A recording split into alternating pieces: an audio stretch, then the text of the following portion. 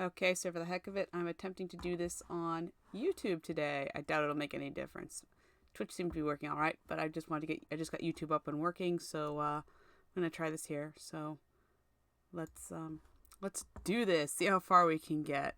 So this is chapter 4 of the first arc, um, Violet Prelude of the Cataxians web series. Let's see what do we got here. Okay, I'm about to sneeze, so I'm gonna.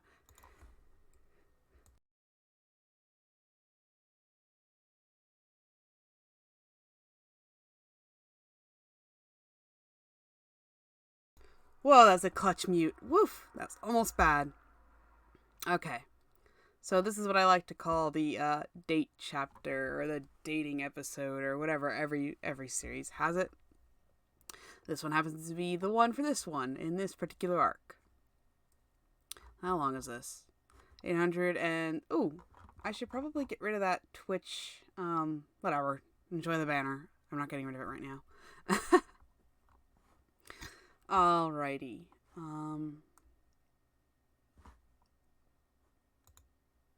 Just want to keep the just in case somebody joins, which I doubt anybody will. But anyway, let's go. I don't think there are any breaks in this either. Oh, it's short. We should finish this all tonight. The world flew by outside of worry and concern as an old blue. I'm going to put pickup truck in there. An old blue pickup truck sped down the dusty, abandoned road. A soft, comforting silence filled the well-worn cab. Okay, I thought it said cab for some reason. Windows down, the warm Pacific breeze washed over them like a refreshing shower of light. It had been months since Silas had left La Sombra. A strange sense of nostalgic ease washed over him as the last of the substance released the vehicle from its grasp. The actual warmth of the sun was refreshing to flesh that had long done without it. Gone, I believe was the word I wanted. Jaron drove down the vastly empty road with one arm on the sill of the driver's side window, gazing wistfully into the brilliant summer day. He kept taking quick glances to check on Silas. It was hot outside. The mist, and he was wearing a full suit and tie. Silas sat in his chair, hands in his lap, facing into the breeze as it filled the cabin of the truck. He was at ease and on the border of falling asleep. Jaron caught himself catching himself. I don't think we need that. Jaron caught himself nodding off several times. It brought a gentle smile to his lips. Oh, I see what's going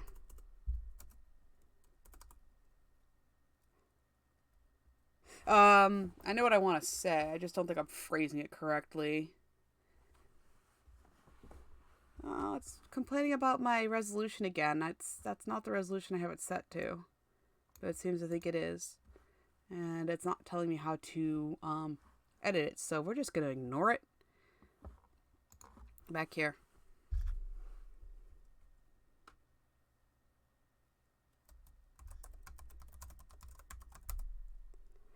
I get what's going on there. That might be a little tricky and hang-uppy. So what we're gonna do is just leave it and move along.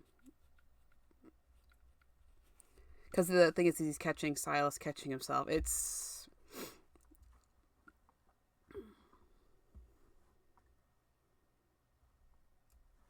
Silas's tendril hung over the back of his chair, swaying with the movement of the truck and the bursts of wind that flew through the windows. Daniel had fallen asleep against his window in the back. It was just that kind of day. This is quite nice. Silas muttered in his barely waking state. Wait, he sat up slowly, rubbing his eyes. What's nice? The warm, rushing air. It is so very refreshing compared to the old stagnation I've grown so used to. Silas glanced behind him at his tendril. Yes, but rest assured, it is not a constant link. I can only feel when I pay attention to it. My mind is so scattered these days. I know the feeling, Silas sighed, once more feeling strange relating to such a being. Kytax? Jaron shot a glance at Silas's direction. Oh yeah, Silas returned to staring out the window. Greet your fellow mortals on my behalf. He says hi, Silas sighed as he sat upright in his chair, staring vacantly out the windshield. Hi? Jaron glanced.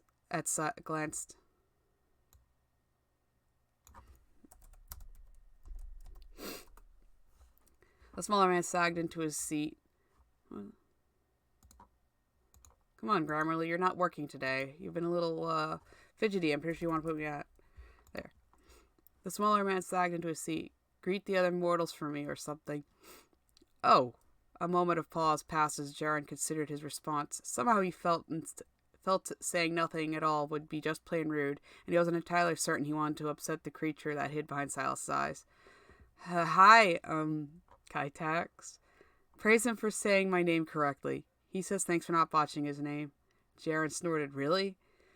Silas nodded as he arched his head back against the headrest. His headrest. Jaren found himself staring just too long at Silas' undulating throat. Every breath, every gulp. Jaren's grip on the steering wheel tightened. It was only when he felt gravel under his tires rather than road that his attention returned to driving. With a hard, overcompensating turn, they were back on the road. Silas opened an eye and grinned. He'd go away if you killed us all, he laughed. Hell no. Jaren's voice shook as the adrenaline slowly ebbed from his system. I'm not killing anyone. He placed a hand on his lover's lap. Especially not you. Silas looked into the back. Daniel was still fast asleep.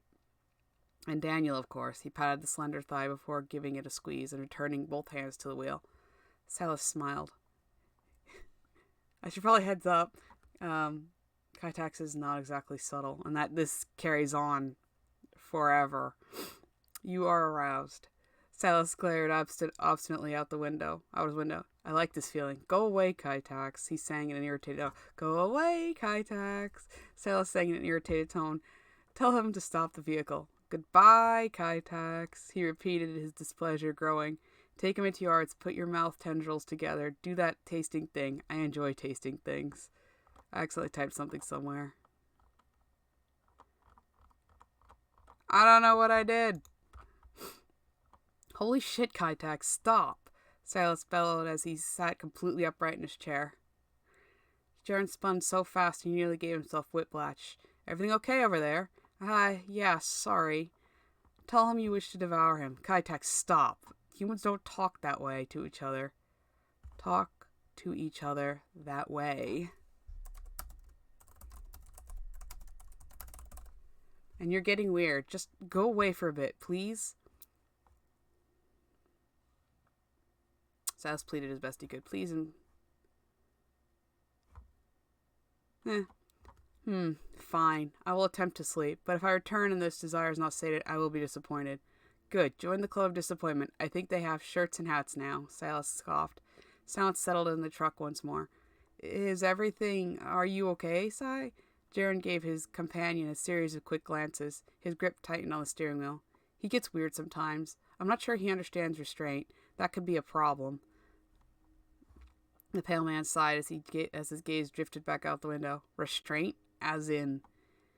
Jaren had a small, hopeful idea of what that might mean. Well, Silas breathed. He's told me to murder Henley more than once. Sounds reasonable to me, Jaren shrugged. Among other things. Silas felt a deep disappointment in himself for being so easily excitable. He'd never felt this kind of love before, and he was sure he was going to screw it up somehow. Like? Jaren pressed. Personal things. He did his best to dodge the question. Like? There was no stopping him.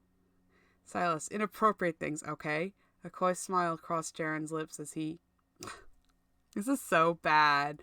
Jaren's lips as he gazed out the windshield on the road ahead. Leaning over to Silas, he turned toward him and he whispered, You want some chocolate, don't you? A gust of air shot from Silas's nose. A deep red immediately overtook his pallid features. That's good. Jaren leaned away. Because I could use some marshmallow. And you know how it goes. Chocolate and marshmallow make s'mores, and I fucking love s'mores. Silas shrank back in his chair as far as he could. Jaren grinned to himself. Come on, Si. We're a thing now, right? You two finally kissed? Daniel called from the back of the cab, as he idly watched the world fly by. Daniel! Silas bellowed as he spun around to face his son. Well, did you? The boy turned to face his father's beet red. Turned to his... The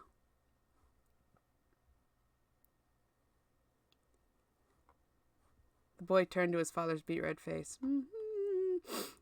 Jaren burst out laughing. About time, Daniel muttered before staring back out the window. The suspense has been killing me. Silas spent the rest of the trip crammed as deeply into his seat as he could. As he could. Embarrassment over every inch of his face. All the while, Jaren couldn't help but continue smiling, if only to no one but himself.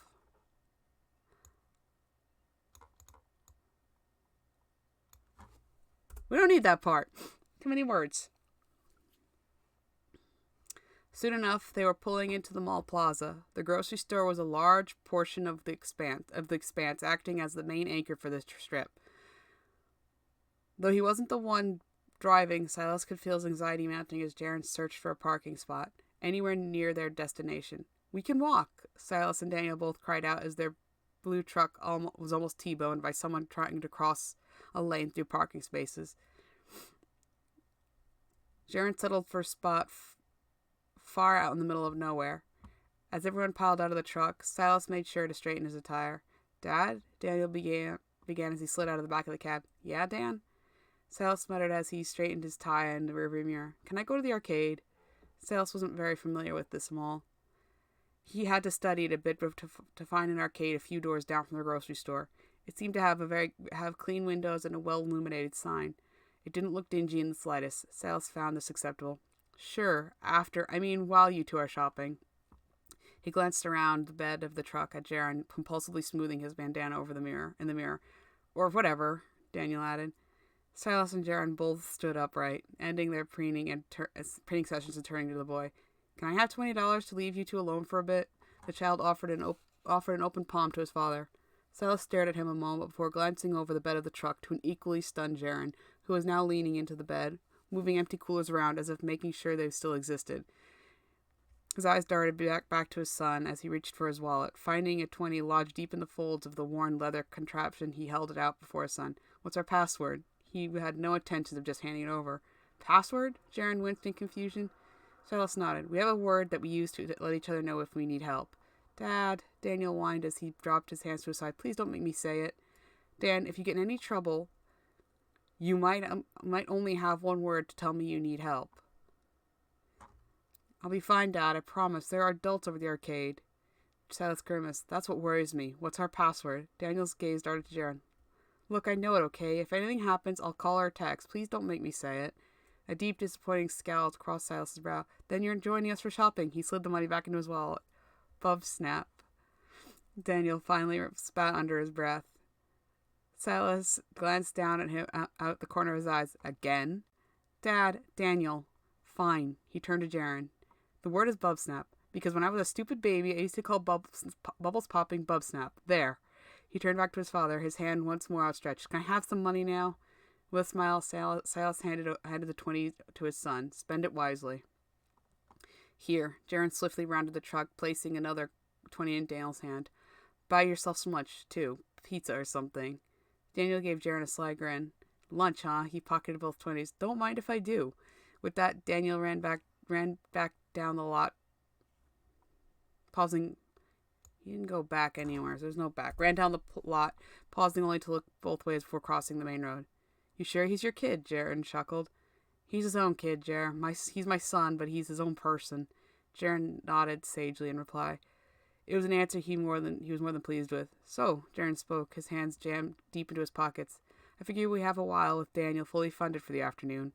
Silas smiled, his gaze watching their steps as they slowly made their way down the lot. "Yeah," he chuckled. "Hey," Jaren paused a moment, taking Silas's shoulder as he turned the diminutive man towards him. "Was that okay?" "Was what okay?" Silas was honestly confused. "Giving Dan that money. Was that okay with you?" "I didn't even think." Silas placed his own hands over Jaren's.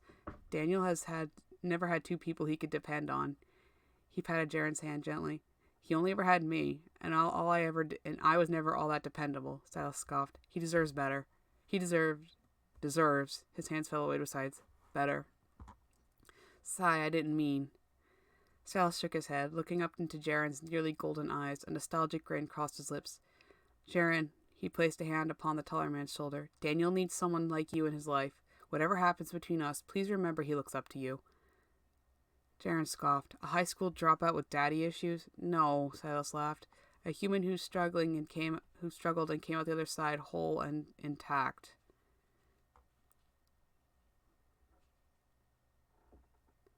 Jaren rolled his head on his shoulders with a sigh. That's you, Sai. Silas, realizing the redundancy of the action, shook his own head. I'm not entirely sure I'm on the other side yet. Taking hold of Silas's hand, Jaren leaned in and spoke with a whisper. Then neither am I. Leaving a gentle kiss on his. We don't kiss ears. Jaren leaned away, swinging their joined hands out as he did. I was thinking, he continued as they resumed making their way to the grocer's. I think that's how you do that. No? Yeah, something's going on with Grammarly right now. Let's see.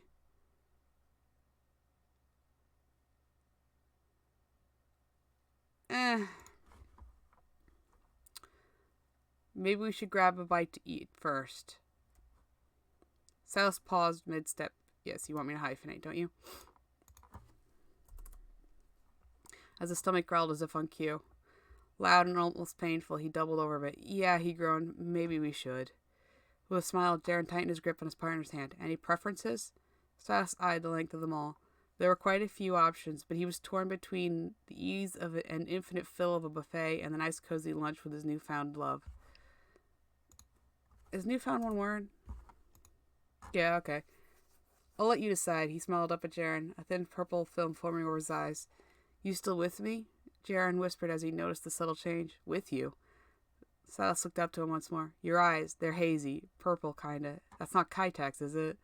Silas shrugged. It could be. He's not exactly here right now. Maybe it's a side effect. He wiggled the tendril under his jacket.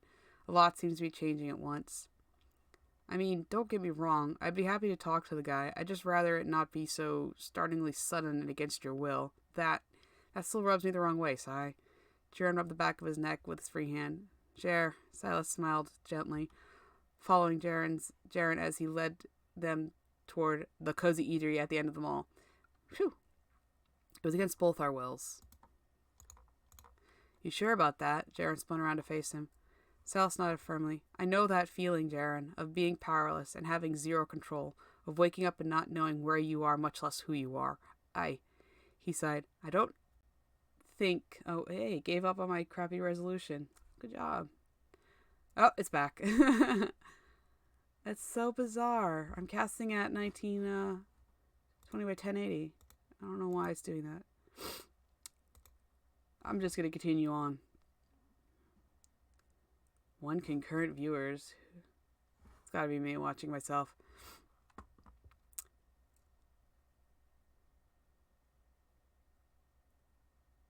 Starting over here.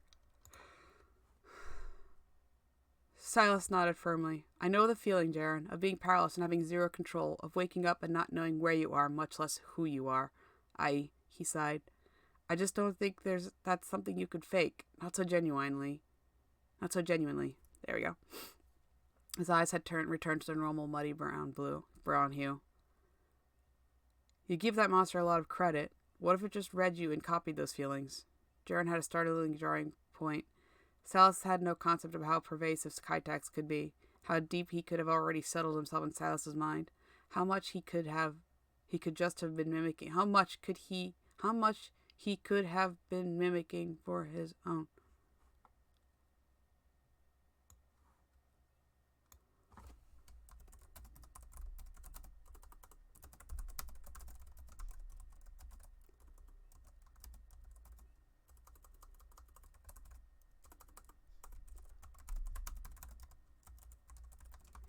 How much of what was in Silas could he be mimicking? And if he was it even intentional? Kitex had expressed anger and frustration with the nature of their connection. If he was sponging some of Silas's own demeanor, was it malicious, or just a side effect of their bizarre relationship? Silas couldn't help but consider the lighter side of the scenario. He refused to believe that he was falling prey to an ancient evil. Whee! Oh, I never. Hang on. We're gonna pull up twats real quick. Let's see if we get anybody on Twitter.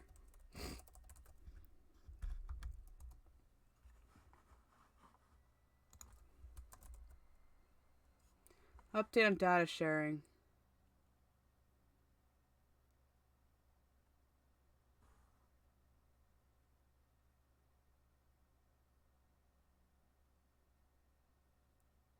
Whatever. They're telling me I can't control ads anymore. That's fine. I really don't care.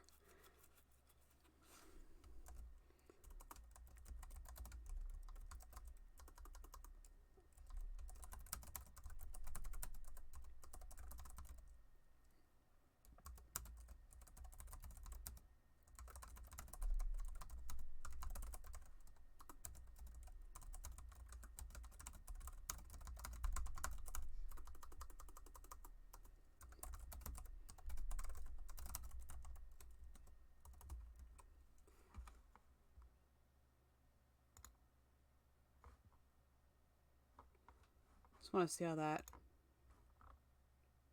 Okay. The reason why I'm on Twitter, on YouTube, is because I figure it's easily accessible. I think my demographic's a little, not necessarily not outside of Twitch, but probably none of them are on Twitch. They'd have to create an account or whatever to actually interact, and I don't think people really care to do that. And most people have a YouTube because that's just tied to your email address if you use Gmail, and most people do. So that's why we're giving YouTube a shot. That, and I think if I'm not mistaken, I can literally just upload this stream and put it in a playlist once I'm done. So that counts as an upload, which is content. So huzzah! Okay.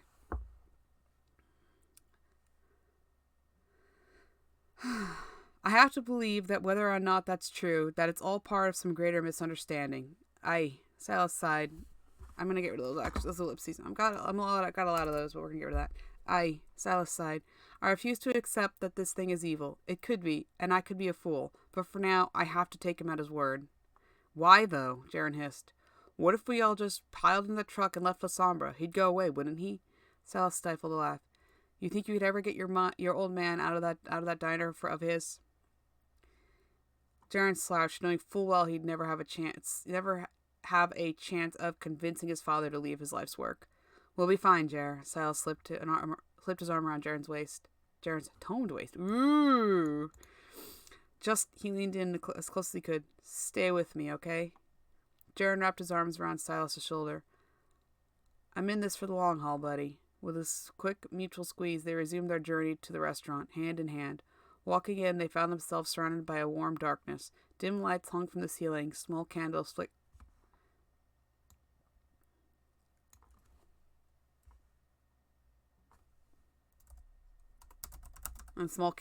on the tables. If this is lunch, could you imagine dinner? Silas,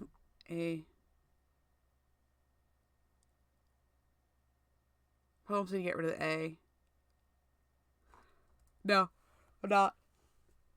I'm gonna go ahead and leave that there. Let's see. Continuing on. Small candles flickered on the table. Blah blah blah. If this is lunch, could you imagine dinner? Silas muttered as the host approached them. Table for two? He asked, a hint of reservation in his tone. Two, yes, Jaren replied, raising an appropriate number of fingers. Thank you, Silas added. With a curt nod, their host led them fairly far back into the dining room. They were sat at the furthest booth in the entire place. Silas was quick to confirm that they weren't put back here alone. Another couple sat catty-corner to them across the lane. I don't know, is it a lane? I'm going to call it an aisle. Because that's what you call a movie theater aisle. That's what you call, that's really the only reference I have for that. I'm going to call it an aisle. He sighed in relief. In the moment it took him to observe their presence, Jaren was behind him, his hands on his jacket shoulders, trying to assist him in removing it. With a gentle sigh, he shrugged the jacket off and into Jaren's hands.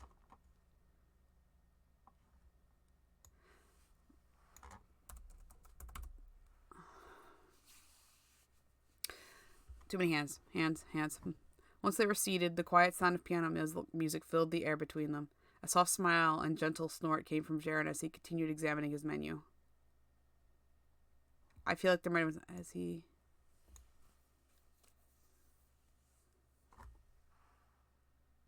He hasn't looked at his menu yet, so... Began. Let's see here. What do we got?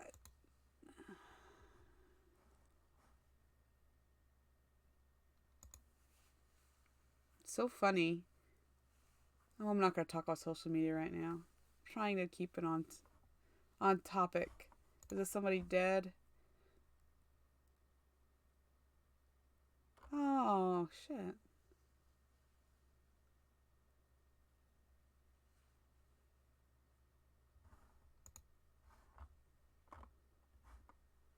I shouldn't be looking at Twitter. Twitter's a distraction.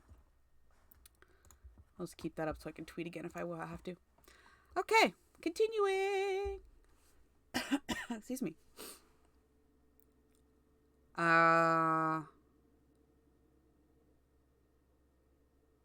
Okay. A soft smile and a gentle snore came from Jaren as he began examining his menu. I read too quickly, don't I? What? Silas looked up from his reading. Oh, Jaren chuckled. Nothing. Silas glared at him. He wasn't about to let it go. No, really. What was that? What was what? Jaren forced a laugh. That laugh. That little chuckle snort thing. What was it for? The music. Jaren laid his menu on the table, pointed up toward the ceiling from which the... Oh, that's a truck. Yeah, I left my window open. Sue me. I need circulation. It's bad. Oh, good. I did correct it to guitar. Originally, I had him have a keyboard, and that worked. But it went back over to guitar for reasons. The music. Jaren laid his menu on the table, pointed up toward the ceiling from which the music...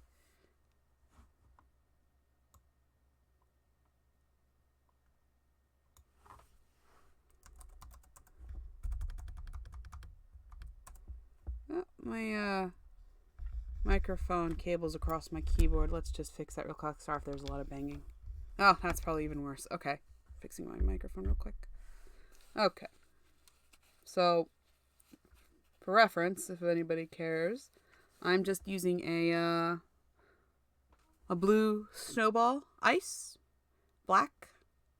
It was $40-something on Amazon. It's a good starter mic. Actually, really nice quality. And I do have a pop filter in front of it just because I figure, why not? It's how it is. Anyway. They both listened in silence for a moment. What, generic piano stuff? Silas wasn't sure what he was supposed to be hearing. Sounds like that song from the Titanic. Because it is, Jaren laughed. No, but seriously, he sighed. I used to play my guitar for Mom. It made her smile. It was never tuned correctly, and it wasn't very good. His voice shook a bit, but it made her smile. You played, Jar? I'm gonna go ahead and change this.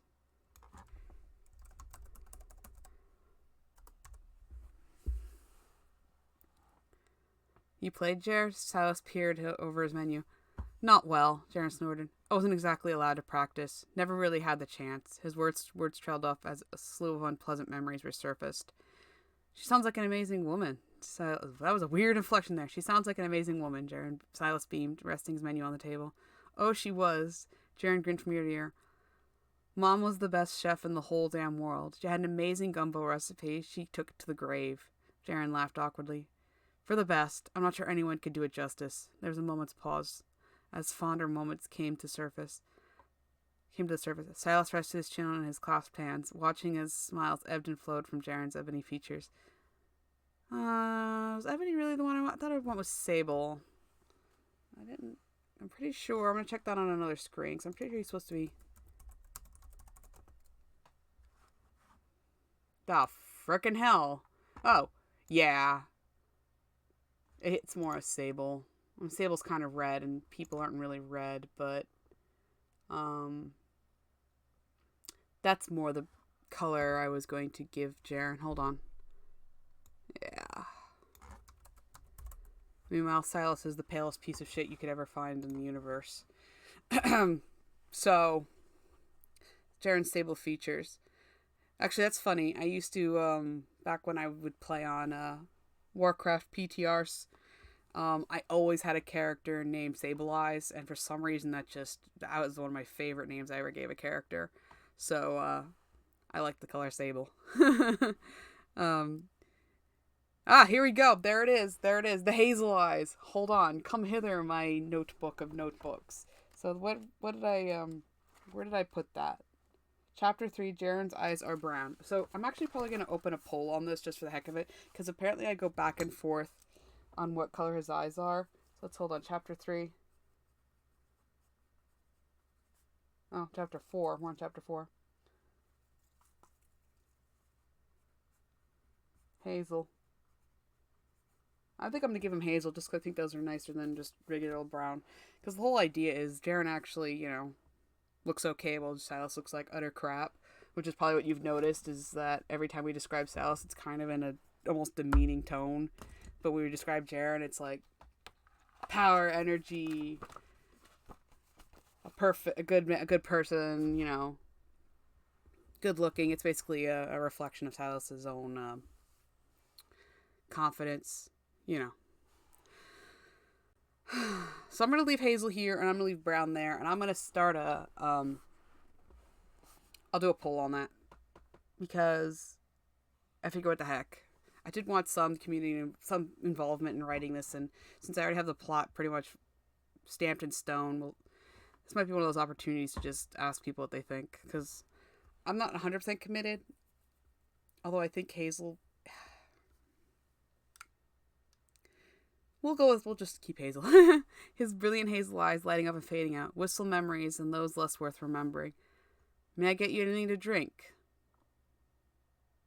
Their waiter asked as he filled their glasses with water. Water's fine for me, thanks. Silas bowed his head slightly. Jaren muttered as he snapped back to the present. That won't do. What kind of a date would I be if I let you only have water? A practical one? Silas muttered into his glass as he took a sip. Jaren glared at his date. Champagne. I don't drink. Do you have sparkling grape juice or anything? Jaren gazed up at the rather dismayed waiter. We have club soda. Sai, you sure you don't want something nice? Jaren was nearly pleading with him. It won't make or break the evening, and I'm a terrible drunk, so... Jaren turned to the waiter. Your finest, middle-of-the-road champagne, please. With a heavy sigh of disappointment, the waiter wrote in his pad as he walked away. Silence once more settled across the table. Wash. What the heck? Wash examining their menu.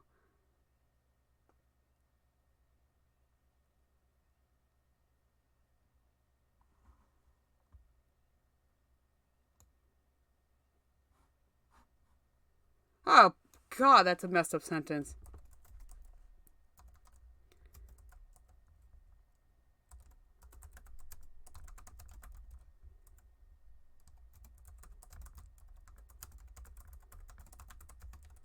Ta-da! Question mark, question mark, question mark. The quiet was suddenly interrupted by someone's growling stomach. Silas doubled over in pain, clutching his gut. Holy shit, that hurt, he groaned in agony. Jaren was quick to lunge across the table. Hurt? Hospital? No. Another growl. He looked into Jaren's fear-filled eyes. The violet stain had returned. I'm hungry. Silas leaned back into his booth.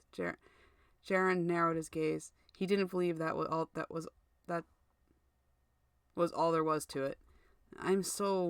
Silas's stomach felt like it was going to tear itself out of his body. I'm so hungry, like I haven't eaten in years. You'd be dead, but that aside, do you need to go to the hospital? Silas shook his head as a wave of relief passed through him, leaning back on his seat, resting a hand on his stomach to let loose a heavy sigh. I think I'm okay. I just need to eat. Fast. Jaren laughed. Maybe the buffet would have been a better choice. The violet film coating Silas's eyes seemed to light up. I'd rather be here with you right now. Sure, I could probably eat an entire buffet right now. He laughed, certain he wasn't that hungry. But this is nice, Jaren. I want to be here. Another pang of hunger shot through him. He couldn't help hide his wincing. Jaren lifted Silas's menu toward him. Hurry up and order, then. When the waiter returned, he showed them a bottle of champagne he'd obtained. Middle of the road, as requested. Jaren stared at the bottle, wholly unsure of what he was looking at. Silas, on the other hand, couldn't stop remarking on the bottle. I immediately but Silas doesn't drink.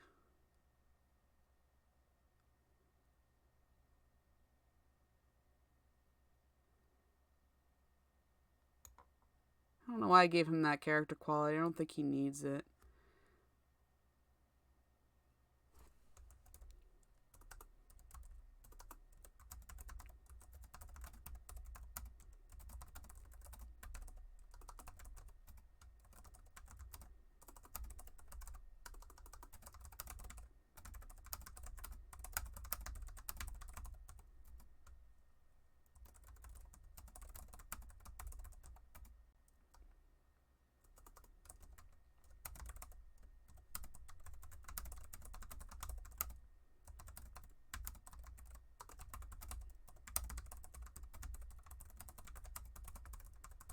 Boom! Slightly better.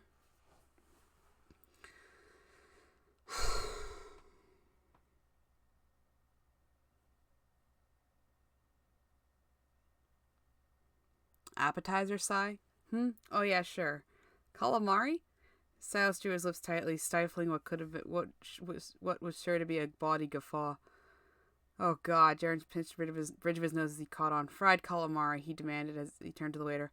Also have the filet medallions with the truffle sauce.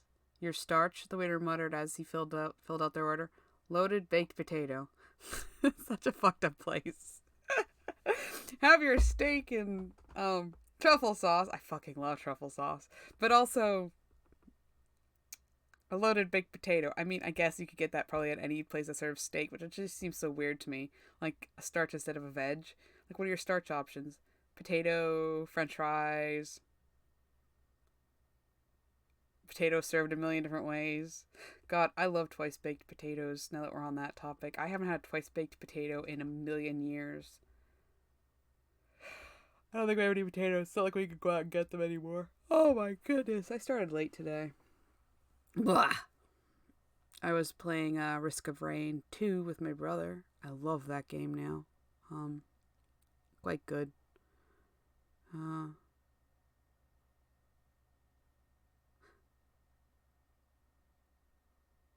The waiter paused a moment to study Jaren, judging him severely. Yes, see, there you go. Comes with a salad, he finally continued. Greens with balsamic vinaigrette. Very good. And for you, ma'am, the waiter turned to Silas, apathy dripping from his lips. In an instant, the room turned frigid, as if all the heat had been completely removed from every surface. Time seemed to freeze everywhere, but at this one table.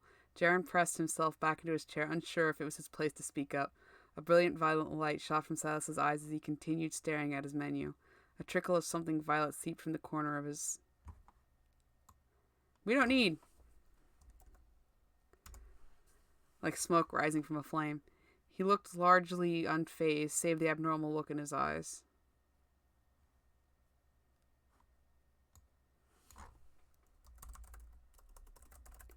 Blah!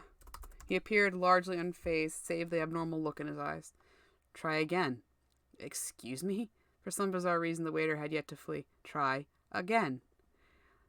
Jaren knew that voice, and he knew damn well it wasn't Silas. I don't... The waiter stammered, completely taken aback by whatever was happening. Silas stood from the table to start, hand slamming onto its surface, an audible snap coming from his jaw. Try again. A line had split across his face from the corner of his lips all the way up entirety of his jawline. Kaitax. Silas's gaze shot to Jaren, who was also up on his feet. Stop. This mortal has made an insulting mistake that my host will do nothing about. I will fix that. Kaitax. Jaren sighed.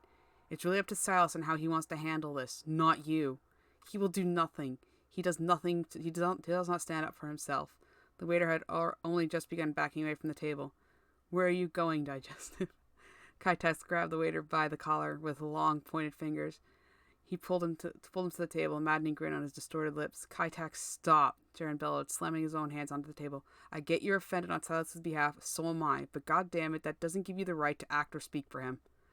Kaitax recoiled, releasing the waiter. Shock and surprise riddled his warped features. Slowly sitting back down, he kept his gaze locked, unblinking upon Jaren's furious glare. The room became warm again. Silas's eyes returned to normal. Very good. And for you, ma'am? The waiter turned to Silas, apathy dripping from his lips. Jaren looked around the room in utter shock. He was quick to sit down before anyone noticed him. It was as though nothing had happened. The couple across the room still sat muttering among themselves, and their waiter simply repeated himself as if none of what had just happened, as if none of what just happened, happened. Silas winced, clutching the sides of his head. It took him a moment to acknowledge the waiter. Jaron sat, squeezing himself into the back of his seat. He still had no idea if he should intervene. Instead, he wants me to put a comma there. I gotta figure out why Grammarly's not working. Instead, he did maybe they reduced what features you get for free. That was a really cool tool, but I guess maybe if I relaunched Chrome. I'm having a lot of trouble with Chrome lately. Honestly, I logged into Edge the other day just to check my emails. It wasn't so bad. That's because for some reason Chrome was not. It was not connecting to anything yesterday. Don't know why.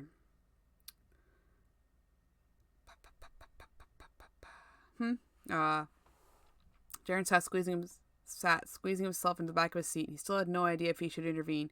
Instead, he said the only thing he did the only thing he think he could do. He reached across the table and took Silas's hand into his own. Silas returned the soft smile before addressing the waiter. Sir, if you don't mind. With a shrug, the waiter replied, And for you, sir? It carried the same level of apathy as the prior statement. No added inflections of mockery. Good enough. Silas ordered a second appetizer, a sampler of sorts, the largest steak on their menu. The waiter looked him over, fairly certain a waif such as him would be incapable of eating that much food. He even tried to talk him down to a smaller steak, but Silas would have none of it. With a shrug and a sigh, he left to put in their order. What was that? Jaron spat as in a hushed tone. Silas winced. I think it was Kaitax. No, I know it was Kaitax, but he can't be doing that kind of shit. Did he embarrass you? Silas groaned, trying to bring his vision into focus. No, and it seems no one even remembers him coming around. But Sai, you can't let him speak for you. Speak for what? Jaron looked around the room. The couple across the way had paused a moment to glance at them, but had apparently happily returned to their conversations. I think he was about to eat our waiter or for misgendering you. Oh, Silas cringed, the grimace slowly shifting into a smile. Oh, could you even imagine? He guffawed. I'd really rather not. As soon as the smallest bite of food hit their table, Silas inhaled it. Jaron was quick to gather what he wanted on a serving plate, while Silas devoured the rest. Jaron couldn't help but watch, as in morbid curiosity, as the man who once collapsed in his diner from starvation ate with barely a breath between bites. The man who rarely ate at all left nary a crumb behind. In what seemed like the blink of an eye, the 24-ounce ribeye was gone, and without his thought, Silas ordered another. My God, I haven't been this hungry since I was pregnant with Daniel. Silas leaned back into the booth after chugging his fourth flute of champagne. Jaron slowly stopped cutting his steak. A strange yet knowing silence came between them. Silas slowly realized what he'd done. He sat upright, folding his fingers onto the table. I'm sorry about that. Why? Jaron placed the utensil on the sides of his plate. Silas shrugged as air filled his cheeks before puffing out his mouth. Once more, I've said something that made everything awkward. Jaron shook his head. But you didn't. Silas motioned to the resting utensils. You stopped eating. So, yeah, I made things awkward. I'll get the second steak in a takeaway box. Jaron caught his breath as he stood up from his seat. Stop assuming the worst. Jaron tugged on his arm. Stop assuming I'm upset or disappointed or embarrassed by something you said. Please, stop. Stop, please. Silas slowly sat back down. Now, if I may, I'm just surprised you'd bring it up so casually. Jaron leaned away from the table. Silas shrugged again. It's a thing that happened. I have my son as living proof. Besides, he sighed, if I can't forget it, I have to find a way to make light of it. But sigh. Let me preface this by saying I think I'm a little drunk. Silas placed both his hands palm down on the table. But you know how it is. He stifled a belch before continuing. I love Daniel. I loved him from the day I found out he was inside of me. Does that mean I have to like how it happened? No. But it isn't his fault. My son is my son, and I'd do anything for him. I just hope he knows that I'm not just saying it to say it, but I really don't see him as a Silas sighed. He hated the term that had more than once been used to tear Daniel down. He's my son. How he got here doesn't matter. He's here, and I love him. As if on cue, the second ribeye appeared on their table. Jaren grinned from ear to ear. Just know, if you ever need to talk. Silas grumbled around his mouthful of food. You've heard it all before. With a gentle sigh, Jaren returned to his meal. 4 steaks and an utterly bewildered waiter later, Silas was finally sated. For the most part, his stomach had stopped growling at least. When the check arrived, he retrieved his wallet as Jaren retrieved his own. Absolutely not, Silas commanded. If I don't send my bribe money this month, I can get this. He looked over the bill, his eyes meeting Jaren's. His lover leaned across the table. Let her come, he whispered with nearly a growl. His whisper was nearly a growl. With a haughty grin, Silas put a card inside the folder and handed it off to the waiter, who did, indeed, receive a very generous tip. Stepping out from the dim restaurant and into the warmth of the golden sunset, Silas audibly hissed. Did you really just do that? Jaren snorted. I hate it. What, the sun? Jaren chuckled. Yes, it hurts. I don't like it. I mean, damn, Si, you are pale as... We don't need the... You're pale as hell, but I never pegged you as a vampire or something. Desiccation under the dying sun's light. Excuse me? Jaren sputtered as he caught completely off guard. Silas turned to him, his eyes once more aglow. Apologies, I was dreaming. Or was it a memory? The light went out, and duplicate words. Excuse me. The light went out, and Silas once more grasped the sides of his head. I asked you not to do that, Kaitax. I cannot help it sometimes. The veil between us is so thin. Silas sighed. I know you can't help it. That's the truth, right? Why would I choose to share a mind with a mortal? My thoughts exactly. Silas spat before realizing Jaren was witnessing a one-sided conversation. Oh, and no eating people. Please. I don't think that's something I'm capable of, and I'd appreciate not being torn apart to find out. Thanks. He wouldn't have felt a thing. No eating people. Silas stomped his foot on the sidewalk. Mortals are delicious. No eating people. That's final. Don't argue with me about this. You okay, Si? Jaren finally saw fit to interject. Silas gestured with a finger for him to hold on. Don't you dare ever use me to hurt anyone, he snarled under his breath, or whatever deal you have in store is completely off. I could take you by force. Don't you fucking dare. I could, but I won't. Because were I to do so, my plan would ultimately fail. I need you to be compliant, not brain dead. Then don't use me to hurt people. Kaitax paused a moment. I only wish to hurt those who hurt you. A strange burning sensation coursed through Silas's veins. What does it matter if people hurt me? His voice shook. Silence. Jaren came from behind, wrapping his arms around Silas's waist, whispering in his ear, Because you're loved.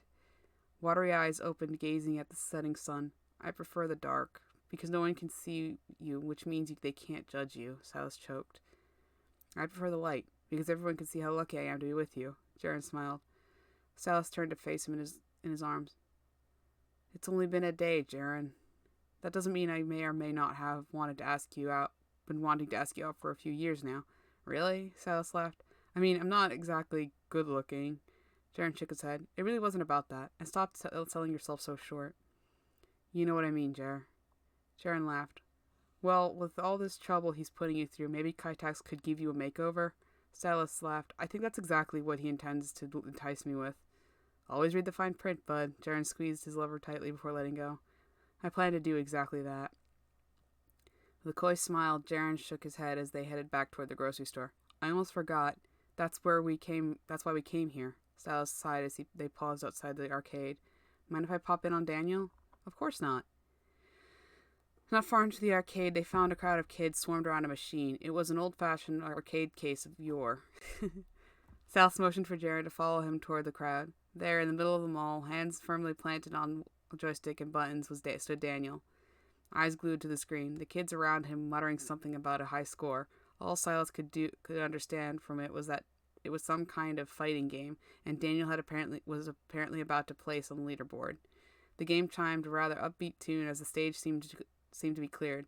The high score list came up and the cursor blinking at the top. D-A-N, Dan. The kids cheered. They had no idea I had no idea arcade games were still this popular, Jaren laughed.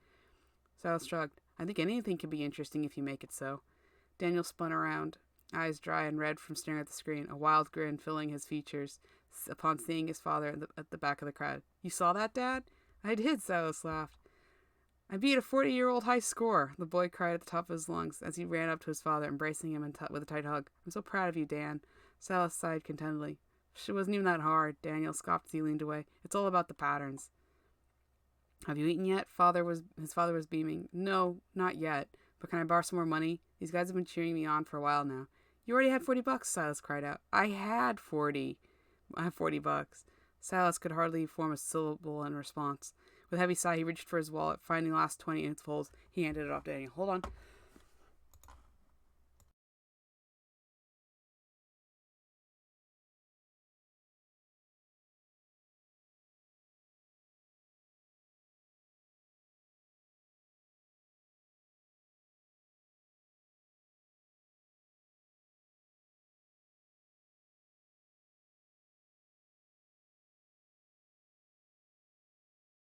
Sudden choking cough. I inhaled something. I had $40. Silas could hardly form a syllable in response. With a heavy sigh, he reached for his wallet. Finding one last 20 in its folds, he handed it off to Daniel. Such is the price of immortal victory. Jaren palmed off another 20. With your blessing, of course. Silas grinned. Of course. Spend it wisely, Dan. Jaren and I are finally getting to the groceries. We'll be back when we're done. Daniel nodded. Sounds good. I'm getting tired anyway. How was lunch/dinner? Nice. Jaren and Silas chimed at the same time. Daniel laughed. All right, pizza time. The remaining kids cheered. I really didn't think kids these days really cared for ye olde and arcades. Jaren shook his head as they stepped back outside. I especially didn't think kids these days would give a crap about high scores in some 40-year-old game. Silas shrugged. Kids these days are a lot hard to judge. They probably just saw one of their peers overtaking some old person's score and thought it was cool. Man, can you imagine being in first place for 40 years only to have a 13-year-old kill it? Okay. Thing with Daniel's age. I think he's 10. If not, he's now 15 in the current plot. And I think that's a little old for him. Although he could very well be 15. I'm actually going to make a note of that. Come here, notebooky. There we go. Alright, so we're just going to make a quick note of that. Because I think this becomes inconsistent, because I think I refer to him as 12 or 13 post Void. And that's supposed to be 2 years older. So chapter 4, Daniel 13. We'll pan that out once we come back to it. It's hard for me to always age Daniel correctly. Sometimes he was born before they moved west, so he existed before they moved west, and how long? I'm going to want to say almost 2 or 3 years. And then they came west. They lived there for several years.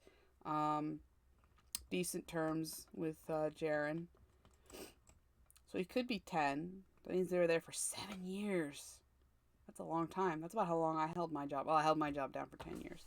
So let's say Daniel was 4 when they left. Okay. He was 4 or 5. Let's call him 5. I like 5 better. Daniel was 5 when they left. They moved to La Sombra. So they were either there for 5 to be 10 years old, or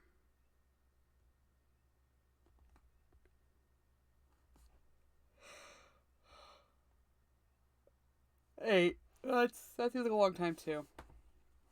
So maybe he was 10 when they moved. 13 now. Maybe he was 8 when they moved. 13 now. That's a long time to stay in an abusive relationship, but you know how it is. 8's old.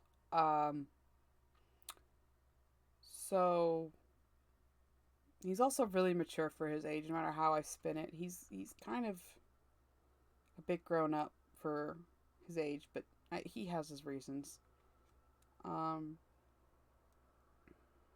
Let's see. I think I'll just math this out behind the scenes and come back later. So it's about like, what, 2/3 through. I have the note now. I'll come back and fix it once I math Daniel out properly. Because that also, well, it really doesn't math anything out for Silas or Jaren.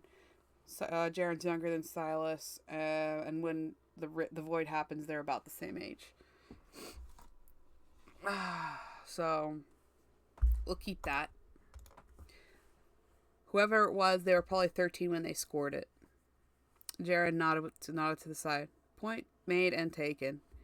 As they approached the grocery store, Silas paused a moment. Jaren followed his gaze to a table with a lone red-haired girl. I think Cassidy's actually a ginger. So, I'm going to make note of that real quick, because I think later on I call her orange or ginger. So, another truck. I live right next to a highway. Well, it is a highway, but it's not like your traditional highway. It's only 2 lane. Let's see. Chapter 4 and Cassidy equals. I'm just making these notes for consistency because when I started the second arc, I think certain facts or character descriptions got a little lost because it starts a mess. I mean, plot. The plot's fine, but it's just the whole thing is chaos. So I think some things got a little lost. So I'm making these notes now. So I have them. Okay.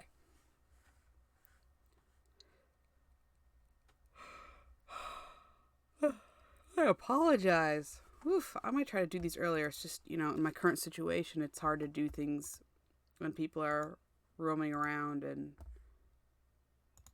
making noise and breaking shit. What's this panel I got here? Nothing. Okay, so back to work. As they approached the grocery store, Silas paused a moment. Jaren followed his gaze to the table with a lone red-haired girl behind it. She was hawking boxes of cookies. Sigh, you just had a good dinner. You don't need cookies. Where are her parents? He muttered under his breath. Jaren looked around. I'm sure they're close by. Don't worry, Sigh. Without another word, Silas approached the girl. Can I have 2 boxes of mint chocolate?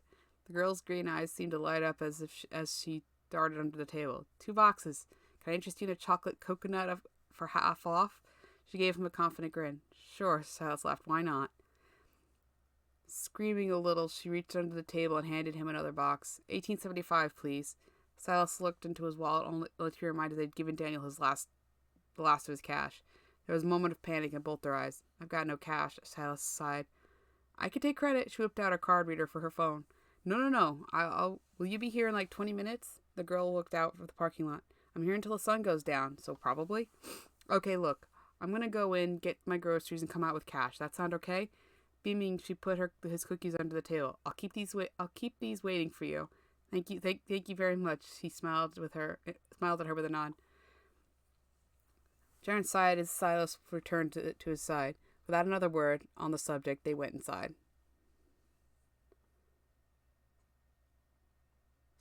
Inside. We're just gonna say return to him. Him. Without another word on the subject, they went inside. The second they entered the grocery store, Silas felt completely overwhelmed. Being surrounded by so many people was always an obstacle for him. The sounds, the lights, the sights, it all came rushing in, leaving him a bit dazed and confused. Luckily, Jaren was well aware of his situation and wrapped their arms together. Stay with me, he whispered. Everything's going to be okay. Leaning on Jaren's arm, Silas grinned from ear to ear. Grocery shopping was largely uneventful. Silas had a talk with the lobsters in their tank, while Jaren obtained some choice fillets. They made sure to approach every sample station separately, claiming they needed a second sample for their significant other. Every table, including the one with the arthritis bone juice. Jaren spit it out while Silas chugged his share. Tastes like shit, but I can't stop myself, he muttered as Jaren pulled away from the table. Approaching the table, serving cocktail weenies. We're going to call them mini hot dogs. Mini hot dogs. Silas jabbed Jaren on the side. Distract that guy, and I bet I can eat all those without anyone even noticing. His manager will notice, Jaren guffawed. And you ate enough today. 4 fucking steaks. I'm still hungry. I feel like I'm always hungry. Silas looked back at the lobster tank. Let's get one of those. What, so you can eat it whole, like you tried to with our waiter? That wasn't me. Silas muttered with around a mouthful of mini dogs. What the hell did you do? Jaren shrieked. Swallowing hard, Silas pointed behind himself at a gently waving tendril. I can make it invisible. I can apparently make it invisible. You used your... Jaren stammered. You used your Eldritch Horror abilities to steal a bunch of cocktail dogs? Yes. Well then, Jaren stiffed in mock indignation. I guess I have no choice but to keep you around because that's a skill I'd like to have on my side. Silas beamed up at him. But seriously, please stop fucking around with the hourly employees. They have it shit.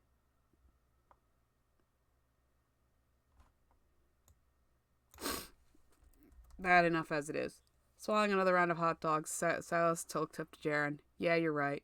Silas, stop! Jaren was stuck between annoyance and sheer amusement. Well, buy me my own hot dogs then. Minis or real dogs? Footlongs. So, Silas oops, that's not a... Oh, I think it wants me to make them foot long. Silas replied completely deadpan. Should I be reading into that? Maybe. But I'd really like to just stuff my face with hot dogs right now. You just ate 4 steaks! Yes. Yeah, but hot dogs. Silas pouted his lips and widened his eyes. Hot dogs, Jaren scoffed. Yeah, okay. Hot dogs. We'll get a bunch. He turned to the cart as if on autopilot. How many do you want? All of them. Silas growled. Jaren whirled around to make sure it wasn't Kaitax he was suddenly accompanied by. It was Silas, but the violet film was coating his eyes once more. All right, but let's diversify a bit. How about some steaks? Burger meat? Silas's gaze logged on to...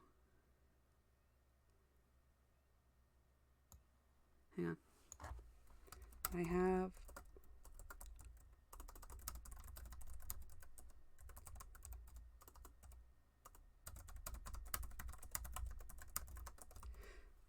Silas's gaze locked onto a larger man placing a ground beef in his cart. Jaren followed his gaze. Not eating people, remember? Silas shook his head. No, I was just thinking of something, he muttered as he jammed his hands in his pockets. What? Jaren began pushing the cart. Nothing. It's kind of weird anyway. Jaren stopped abruptly. Silas, you have a tentacle coming out of your back, and I've witnessed you eat more than should be humanly possible. Silas bit his lip. Try me. You know what it's like to be small and unnoticed to the point of being stepped on? Yeah, you're small, Sai. But not that small.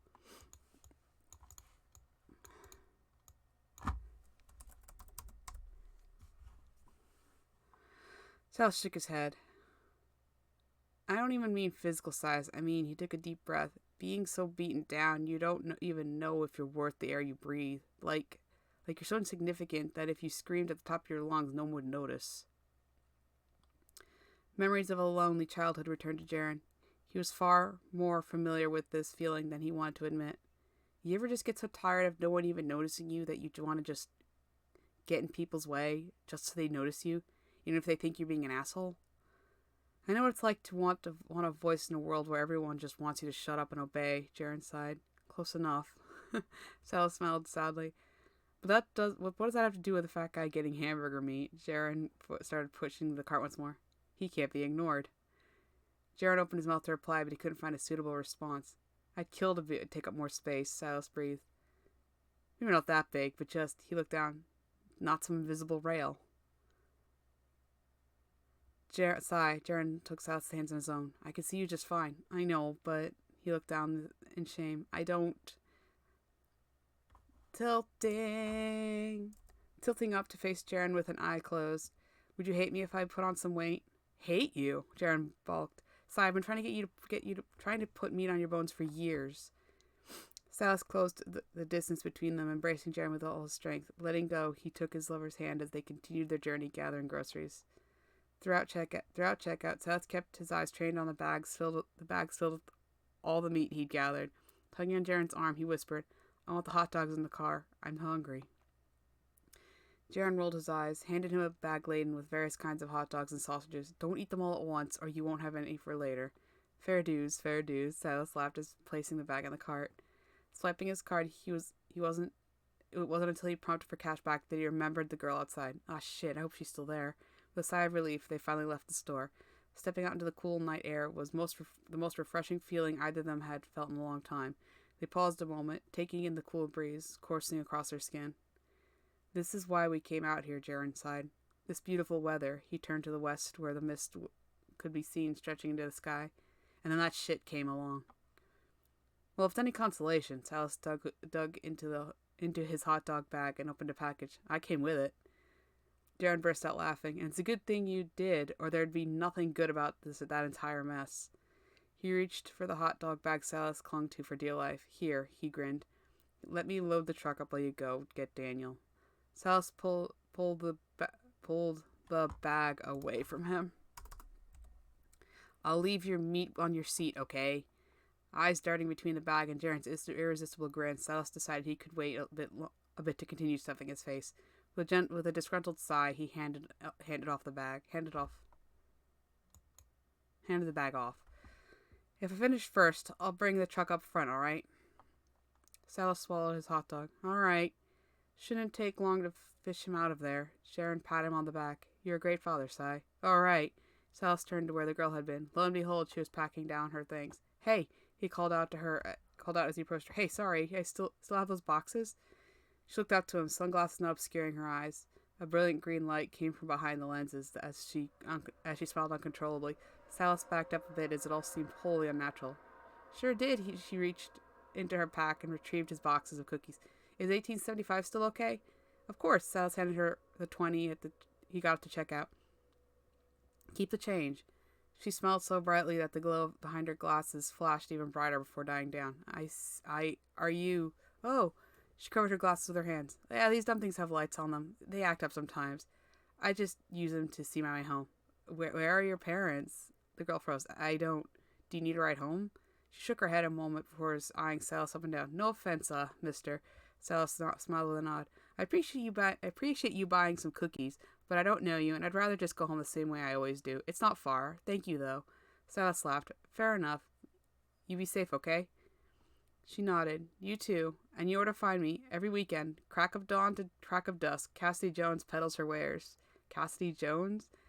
Silas chuckled. Yeah, that's my name. Don't wear it out. Tell your friends, tell your family. I'm not above cutting a deal to make a sale. But... She looked back down over the horizon. I have to go right now. Maybe I'll see you again sometime? Silas smiled. Probably. With a grin of her own, Cassie returned to packing up her things. Returning to Jaren's side, the man stared at him with a warm look on his face. 3 boxes of cookies, Si? What? Here. He handed them to Jaren. Handed Jaren one of the mint chocolates. Take one before I inevitably devour them all.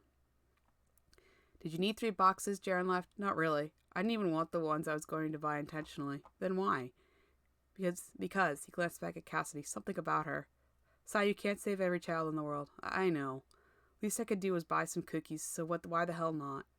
Jaren wrapped an arm around Silas's waist, pulling him close to kiss him softly on the cheek. You're a good man, Silas Sinclair. Don't let anybody tell you otherwise. With that, Jaren began pushing the cart toward his truck on the barren side of the parking lot. Silas stood bewildered for a long moment. Go get your son, Jaren called back to him. With a smile and a wave. That's not how you spell wave. I think there's no I. Oh my god. I feel like I might have typed part of this up on mobile. Some of this is really just weirdly bad. Okay. With a smile and a wave, Silas made his way back to the arcade. I think I like that mortal. Good, because I certainly do, Silas muttered. Murmured? Murmured's not a word. Is it? Oh, did I spell it wrong? Hold on.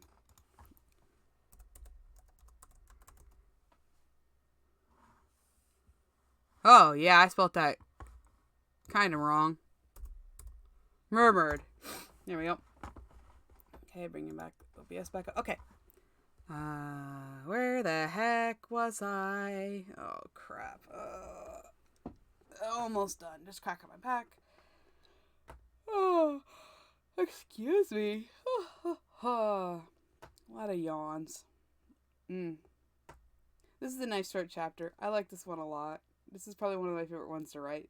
My second favorite is well, I like the first part of the new arc a lot because actually I forget what happens in the first part.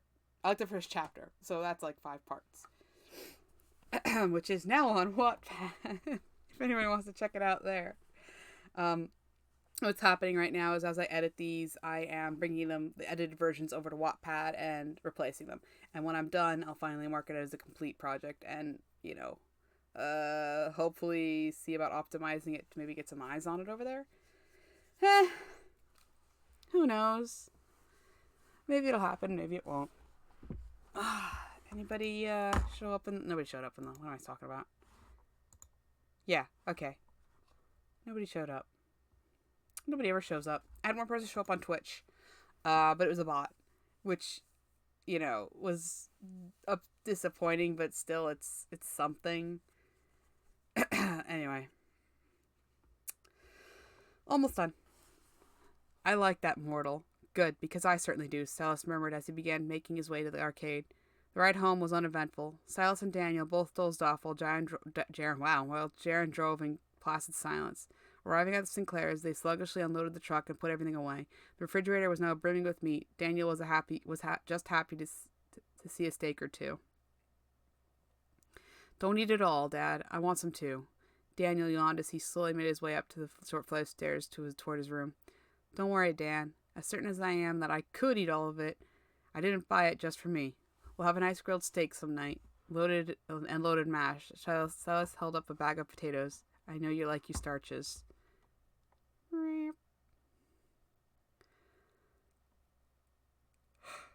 Daniel smiled wearily. Oof. Thanks for taking us, Jaren. Oh, you're very welcome. It was nice to get out of this ghost town for a bit. He turned to Silas, grinning. Daniel yawned again. All right, good night, you two. Good night, Dan. Silas returned his weary grin. Good night, Daniel. Jaren waved from just inside the door. They had both spoken at the same time. Shaking his head, Daniel disappeared into his room, each sighing and shaking their head as they turned to each other. Good night, then? Silas rubbed the back of his neck, his tentacle now hanging freely over his shoulder. Jared nodded. I need to at least check on Dad. Make sure he didn't have a coronary over me not opening the damn diner. Silas chuckled. Thought it was 24 hours. Jared scoffed. I mean, I can stay awake for 24 hours on end. It's not like I don't get tired anymore. Something about this. He waved his hand around the glimmers of mist swirling around him. This stuff. But he said again, Dad's gotten more and more tired. Not to mention fewer and fewer people come from the Riftworks. Dad had counted on that being our income retention. Guess no one wants diner food anymore, he chuckled. Except you and Dan, of course. Silas continued beaming at him. Jaren, you could cook anything, and I know I'd eat it. Something tells me I wouldn't even have to cook it and you'd eat it.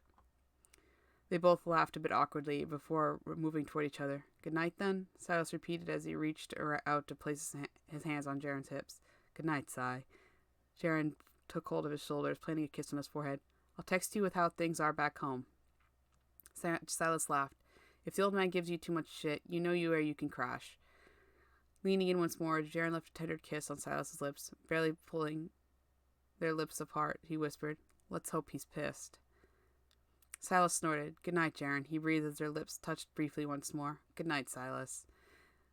Jaren whispered as he poked the tip of Silas's tendril. Go home. Silas shoved him away with a laugh. Go check on the old man.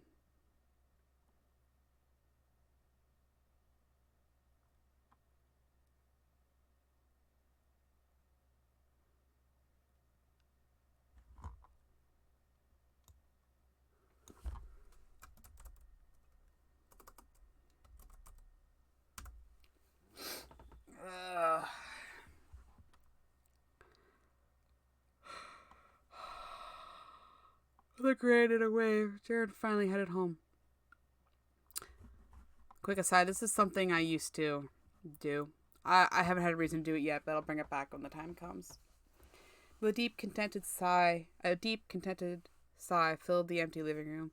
Just as he thought he could be no happier, the roof was raised and Silas found himself in utter bliss. His mind wandering around the revelations of the past day, his legs carried him to his bed. Standing before a mirror, once more put off by his own appearance, he undressed and put his suit away. He'd have to go out of town again to have it dry clean. This was the most he'd ever worn it. Maybe he could ask them to hem it a bit so it actually fit. With a short laugh, he collapsed onto his bed. His hand wandered until it found the charging cable for his phone. Resting it on the pillow beside him, he awaited Jaren's text. And this is just a fun little thing I did. I think it was is this the first time this came up? I believe this is the first time this came up. Basically, I used like a fake messenger system to stage a text between people. Happens a few times. Hasn't happened yet in the new series, but the new series is only, well, it just finished its 4th chapter. I'm working on the 5th right now, so it's catching up. The new arc is a lot of kind of self-exploration. It's kind of almost like a middle of chapter, because it's this chapter, and then the next chapter is the conflict, and then more conflict. So, I'm home. Dad doesn't look like Dad's moved at all. Still asleep. The place is exactly how we left it. I'm a bit worried, but I'm just going to leave him be for now. I'll call you in the morning if nothing changes. Might call anyway. You're making me blush over a text. Jaren said, okay, so cinnamon roll, cinnamon bun. That's funny. Here, I'll actually bring it up real quick. Bring it up my Twitter account.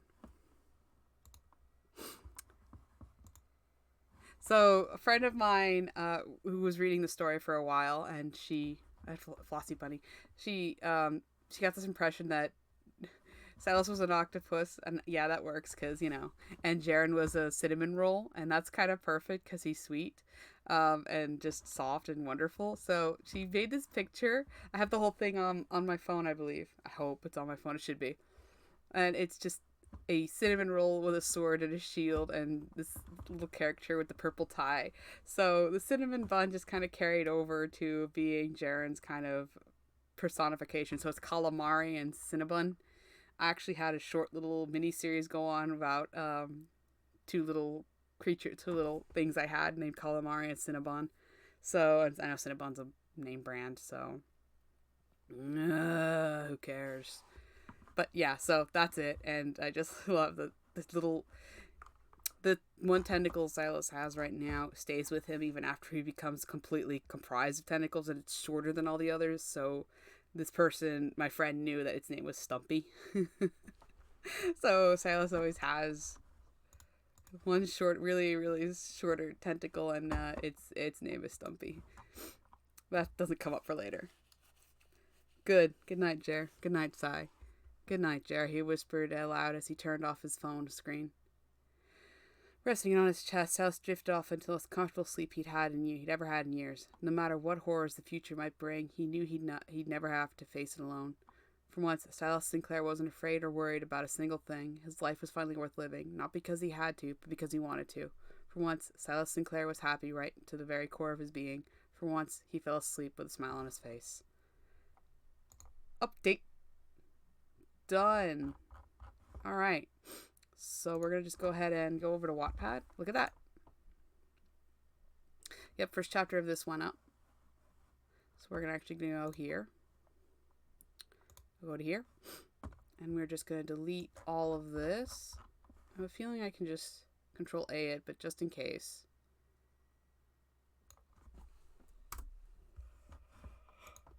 And I'm not going to Control A this because there's some graphics at the bottom, and those sometimes cause a bit of an issue. There.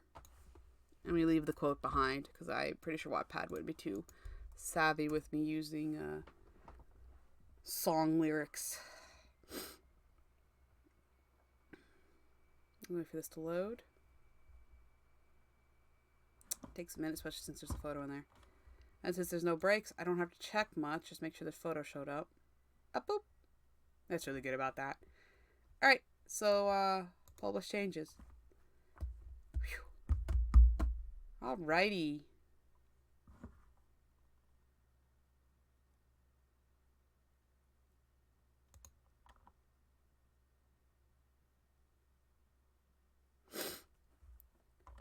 So that's fixed up.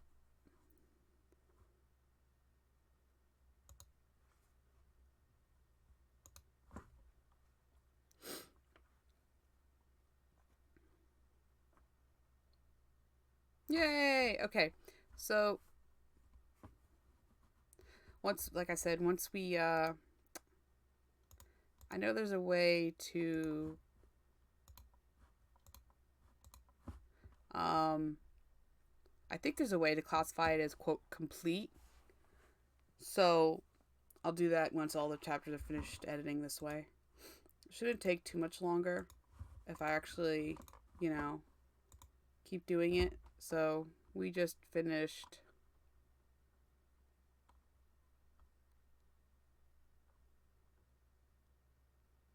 Did I skip a chapter? I don't think so. No, we did this one last time. Alright, so we're up to chapter 4. 5, there's 11 in this arc.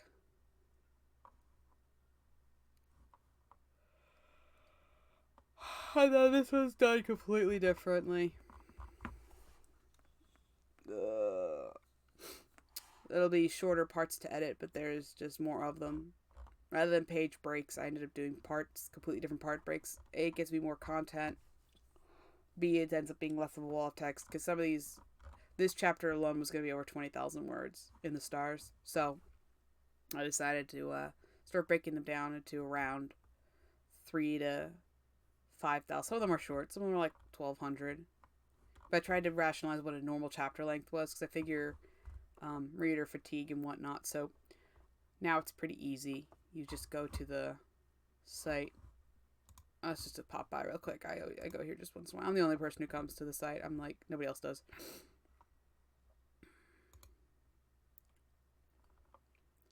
You got the Wattpad. You got the site. I'm probably prouder than I should be of this page.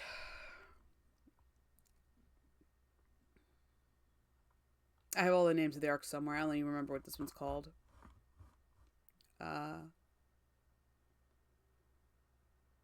God, what are they called? I know I didn't name this one. I feel like there should be one more. So there's probably going to be more than this. But this is the absolute last one. And this is the second to last one.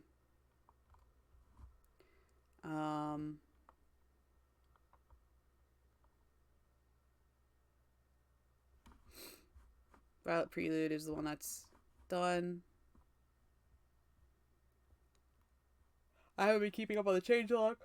This one's not a changelog yet. It's still in progress. This is Xanthus Cantata. This was going to be the next arc. But, I decided to roll it back because there's a couple things that need to be set up for this to make sense. So, what the hell? Nobody's here. Let's talk about it. So, Violet Prelude is the big setup. Emerald Adagio is kind of the discovery phase. Basically, Cassidy is someone important, and she's someone important who matters to Xanthus. So,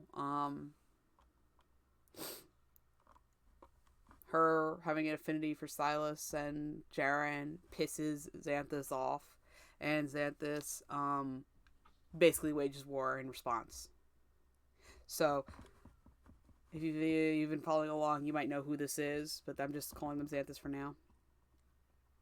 Down here, this is Azure. Azure is someone who hates everyone. I believe this is Ruby. Ruby is not big on. Ruby's as the image hopefully conveys, is a destroyer type person. This one wants to undermine you. I think we haven't gone over the new arc yet, so no, you haven't seen Azure yet. Azure exists. We don't know who they are yet. And this, I haven't even named this. This is the big bad. And now, something I have to just say really, really, really quick is this all existed. I watched Steven Universe recently. I finished the series, all of it. And I noticed some parallels in some minor parallels. And so, actually, I know there's one more arc after this one at the very least. So, all I know is that these three are definitely in the correct order. There's probably more between these. And I have basically like brief outlines telling me what goes on in these chapters. And that's still up for change. But the pink is the quote, is the big bad. The adversary. I'm still debating whether or not the adversary even dies. So far, there's only one death in the series. And that's because there's an actual enemy. And the enemy is not the big bad. The enemy shifts. All of the enemies have a changing point one way or another. So, the pink, I don't know if pink's going to be redeemed. And pink is the baddest. There's one more chapter which I need to insert, so maybe I'll maybe I could do that.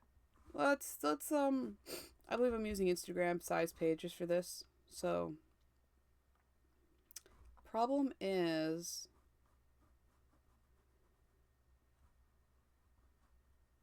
I don't even know if it'll get a full arc anyway, because this will be like introductory phase. And okay, so hold on, let's do this real quick. So I use Canva because it's easy.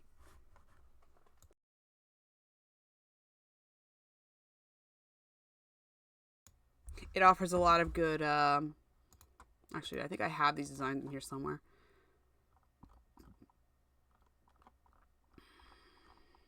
What did I call them? Chapter 2. I better have them because I named the arcs in this file. And I don't have them written anywhere, believe it or not. Oh goodness, I'm tired. 10 followers. I posted that when I had 10 followers on Twitter. I lost them all.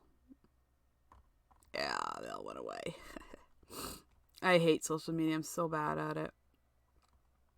I just tried to be fun and just maybe I just don't come across as genuine. I don't know. Yeah, there's a merch shop. Nobody goes there, of course. I don't even advertise it, but it's like, why would you? It was before this. I also had the idea of Intermezzo. Intermezzo became part of Violet Prelude, and that was back when I was still calling it Prelude and Violet. See? Prelude and Violet. But that changed. Where the heck are my title cards? I also had a fake site set up. Why? Why was I making windmills? I don't remember. Something about windmills being evil. Oh, something about Don Quixote. I don't know. There was some kind of event or affair going on in the world, and I started up this pseudo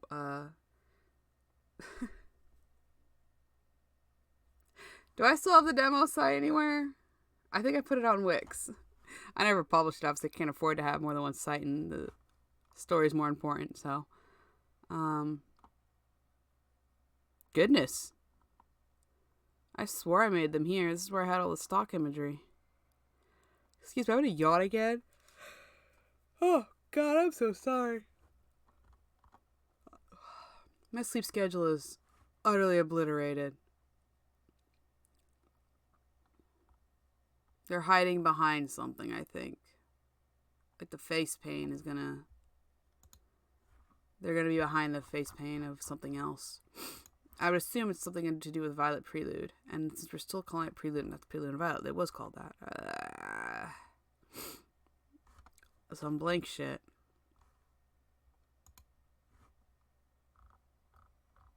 Oh, this was for Patreon. I have a Patreon. I was way ahead of myself in all of this. I'm still glad I have it. I've got stuff posting there. I scheduled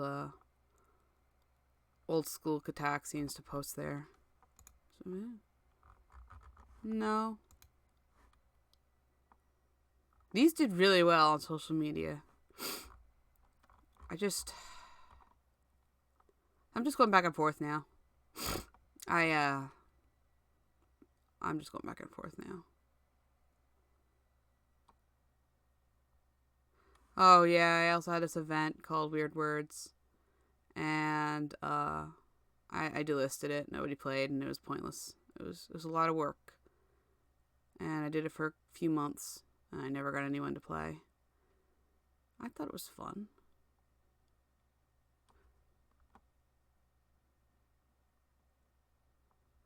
I think a lot of things are fun though.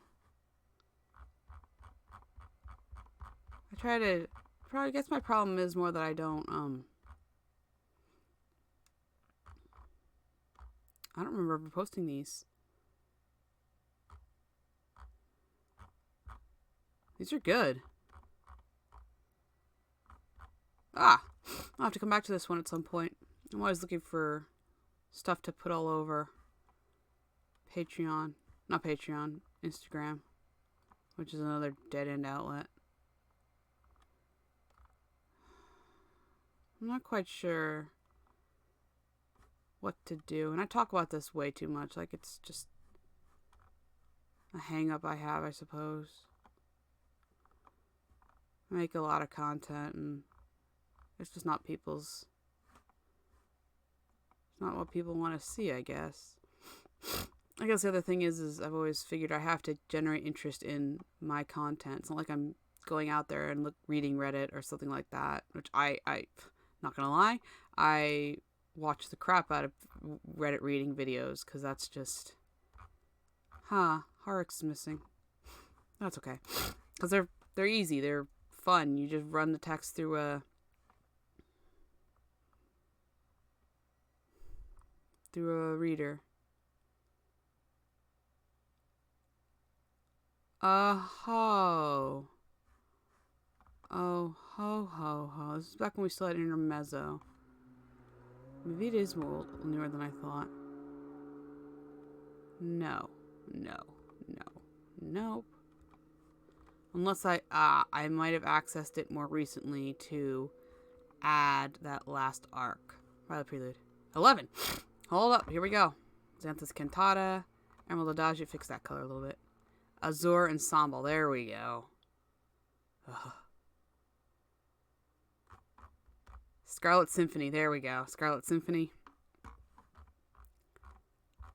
Oh. I didn't name it.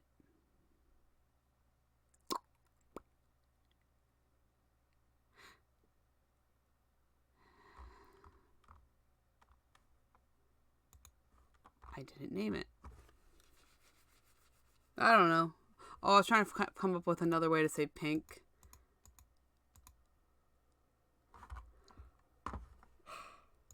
Oh, yeah. Let's see. No, names for pink. Pink eye. Oh my god. Source.com. I could call it the Choral Cacophony. That would work.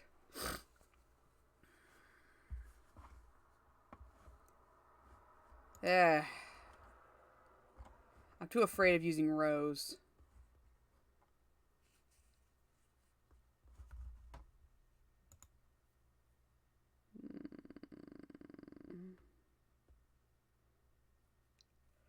So I'll just coral and rose.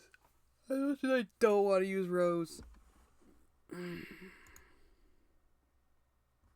Cut a zigzag. Pink. I didn't know it could mean that.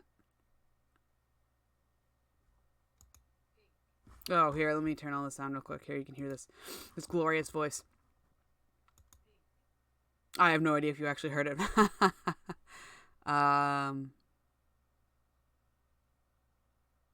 Nadir.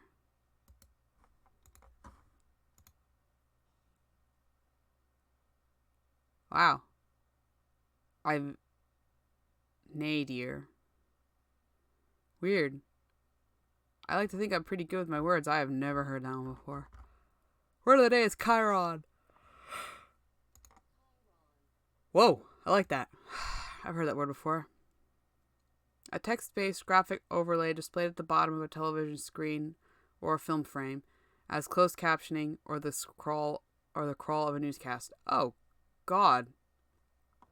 That is a mundane definition for such a great little word. Listen to the word of the day.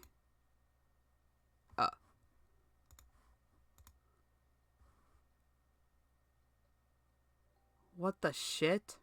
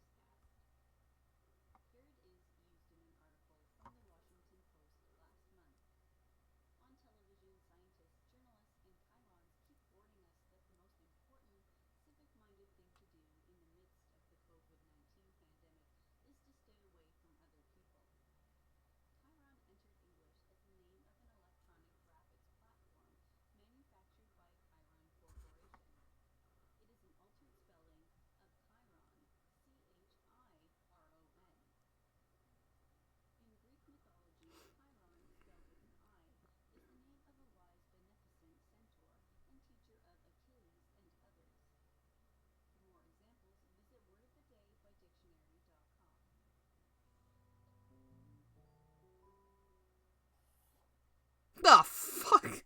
I have no idea if you heard any of that. It doesn't look like it registered on the sounds, but Chiron. There you go. That was yesterday's word of the day, April 8th, or April 9th now because it's midnight.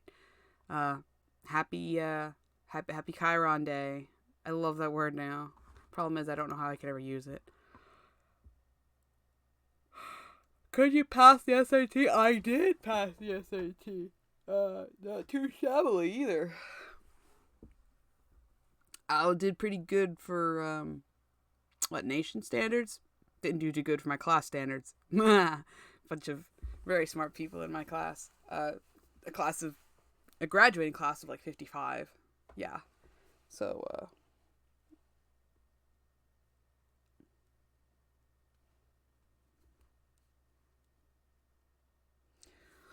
let's see now.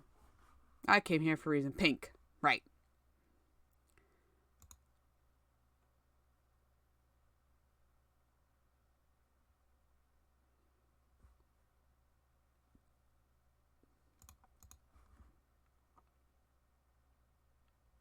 Choral cacophony, or I'll actually do something with Rose and maybe make it sort of a... not really. See, the thing is it's just... There are a couple things that I had thought of well before I'd even really come in contact with anything having to do with Steven Universe. Like, I think I started writing this around the same time it was airing, but it's one of those things that I just didn't give a shit about, so I didn't pay attention to.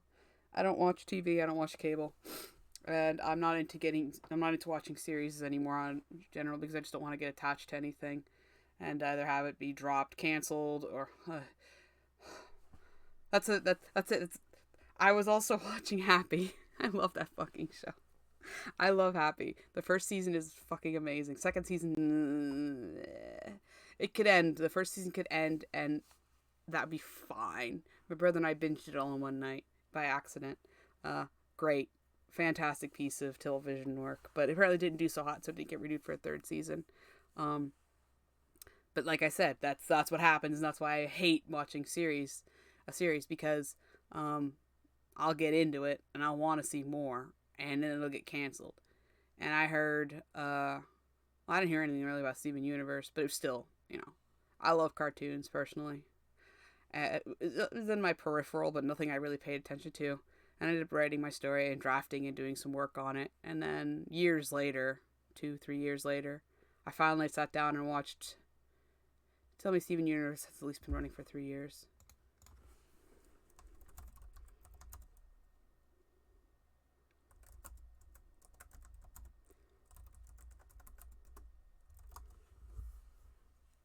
That's not the wrong question. We can go here. 2013. That's the pilot. Official season 1, 2013. I really don't think I was aware of it until somewhere around in here. Like, I am 90% sure I hadn't heard anything about it or had any contact with it until somewhere in here. Probably more like here. And I started writing the story in 2018. And it was... Still, I knew nothing about Steven Universe. I knew it existed. I knew there was some stupid fiasco about art. People drawing characters or something. I don't know. Toxic fan base type shit. But, you know, I've been in toxic fan bases. I wasn't on the toxic side. I was more on the do nothing and be a limp-livered, nobody, nothing type person. You know, I wasn't involved at all. I wasn't on the receiving end. I wasn't on the giving end. I saw toxicity and I was like, nah, I'm going to just not. So,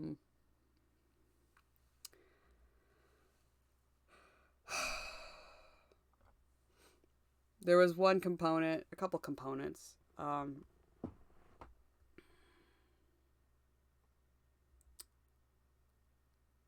Genndy Tartakovsky was involved. Timing.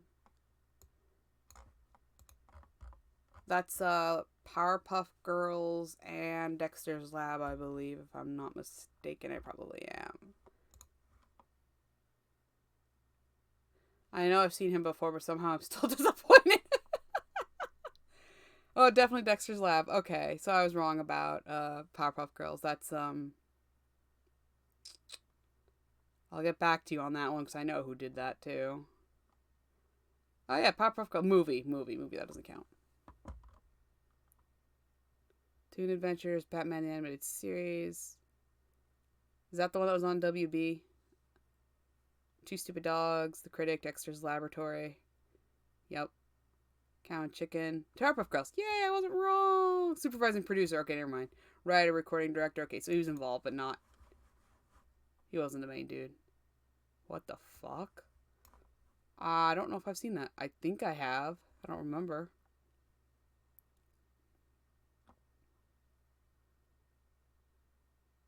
Korgoth of Barbaria. Holy shit, that's what the Barbarians are based on?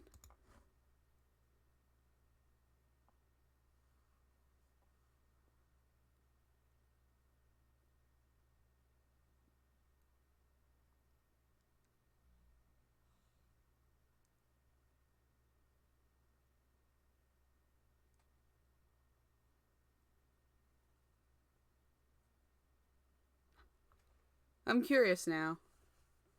Because, I don't think he has actually, I think he's got a slightly different name. But, Harry Partridge?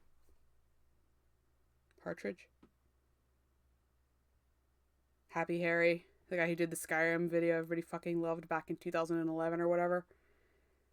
Yeah, him. He did, he has this, a little, well, not little, it's a massive undertaking, but he has this, series he does called Starbarians. Oh, it's so good. But anyway, I believe one of them's name is Korgoth, if I'm not mistaken. I probably am on that one, but I just think that's fucking hilarious. Which means he probably it's got to be a reference. Which means he knew about this. You know, well, he probably knows a lot more than I do. Let's see. He won awards and was nominated for awards. So this is Genndy Tartakovsky. Genndy, I think. How do you pronounce it? Ah, crap. That's okay. We don't have to pronounce it correctly. I'm sorry. Genndy. Jen. Hey, cool, look. Oh, wait, we can get the Russian.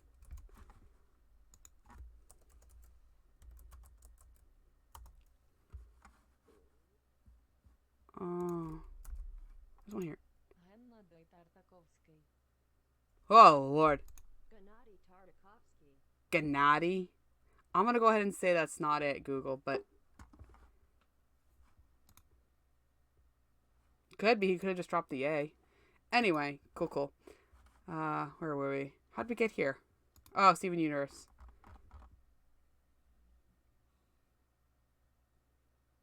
I think I'm actually going to talk about this a little bit at some point, because I guess the fact that Steven Universe, I saw at first that like I was encroaching on Steven Universe on some aspects of my story, but then I realized if Steven Universe was such a huge success, if I have some similar elements, that means they aren't too alien. So I didn't want to step on something very successful, but everything steps on some things at sometimes. And the main thing is that way, way, way down the line,